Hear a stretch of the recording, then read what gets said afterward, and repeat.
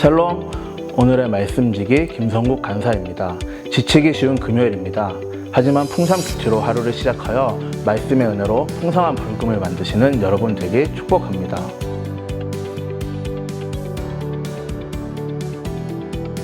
오늘 본문은 가나안 전쟁 이후 6번째 땅의 분배를 받는 납달리 지파에 관한 내용입니다. 납달리는 라헬의 여종 비라에게서 태어난 아들이며 야곱의 6번째 아들입니다. 납달리 지파가 받은 땅에는 왼쪽에는 아세 지파가, 오른쪽에는 요단강 건너 므낫세 반지파가 있었고 아래로는 스불론과 이사갈 지파가 있었습니다. 그들은 총 19성읍을 받게 됩니다. 야곱의 예언을 보면 납달리는 암사슴이라는 비유를 듣게 됩니다. 그 예언처럼 납달리 지파가 받은 땅은 비록 북쪽 끝에 있어 국경을 마주하고 있었지만 아주 비옥해서 목축과 농경으로 적합한 땅이었습니다. 그리고 그들은 사사시대 드보라 선지자와 함께 가나안 왕 야빈과의 싸움에 용맹하게 참여하였으며 나중에 기드온 때에도 미디안과의 전쟁에서 큰 활약을 하였습니다. 그런데 납달리 지파가 받은 땅을 솔로몬 시대에 이르러 성전과 왕궁의 건축을 도와준 두로왕 히람에게 주게 되는데 히람이 보기에는 마음에 들지 않아 그 땅을 가불이라고 부르게 됩니다. 가치 없는 땅으로 여겼다고 보시면 됩니다. 그래서 나중에 다시 이스라엘에게 이 땅을 돌려줍니다. 또 이 지역은 국경을 마주하고 있는 만큼 전쟁도 잦은 편이었고 나중에 이스라엘이 분단될 때에도 멸망할 때에도 침략의 고통을 받았던 곳으로 볼 수 있습니다.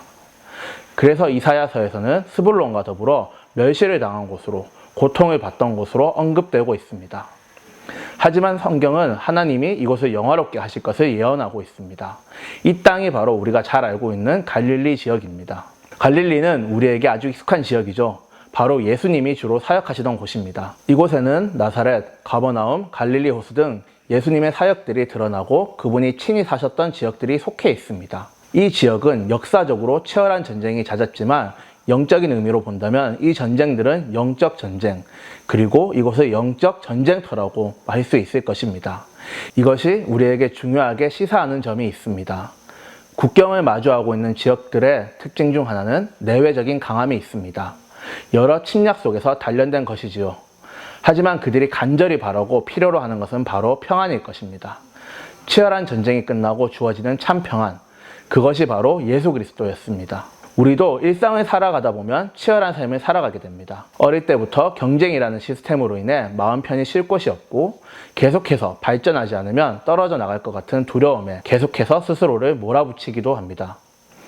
그렇게 최선을 다하지만 그럼에도 불구하고 우리에게 평안이나 기쁨은 잠시뿐이고 또 다른 경쟁이 주어지게 됩니다. 이런 치열한 삶 속에서 지칠 때 우리는 무엇을 찾게 되나요? 세상 사람들은 술이나 쾌락으로 그 빈자리를 채울 때 우리는 예수 그리스도로 그 자리를 채워야 합니다.